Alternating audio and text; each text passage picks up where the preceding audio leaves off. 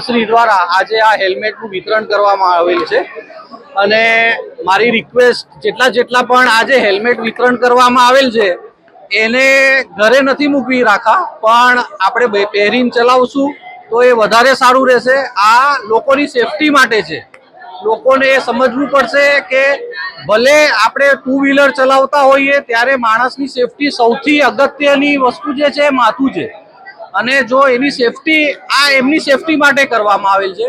એટલે જે ડ્રાઈવ આજે લેવામાં આવેલ છે એ માણસોની, વ્યક્તિઓની, સિટીઝનોની સેફટી માટે લેવામાં આવેલું છે અને તેથી દરેક વ્યક્તિ હેલ્મેટ પહેરીને વાહન ચલાવે એવી હું આશા રાખું છું। 8 સપ્ટેમ્બરથી આપણે શહેરી વિસ્તારમાં હેલ્મેટ ટુ વ્હીલર માટે કમ્પલસરી કરી રહ્યા છીએ અને આ ડ્રાઈવને માટે અમે જાગૃતતાના ભાગરૂપે અગાઉ હેલ્મેટ રેલી કર્યા હતા।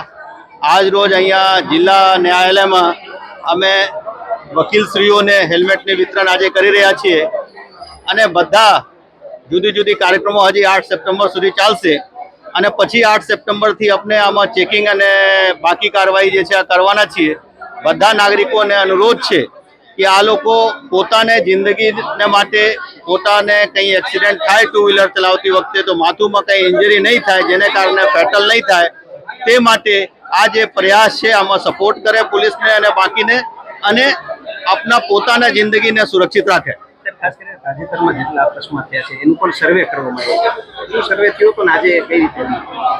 અમુક લોકો આ રજૂઆત કરી રહ્યા છે કે સિટીની અંદર અમારા સ્પીડ ક્યાં વધારે હોય છે કે આમાં એક્સિડન્ટ થઈ જાય।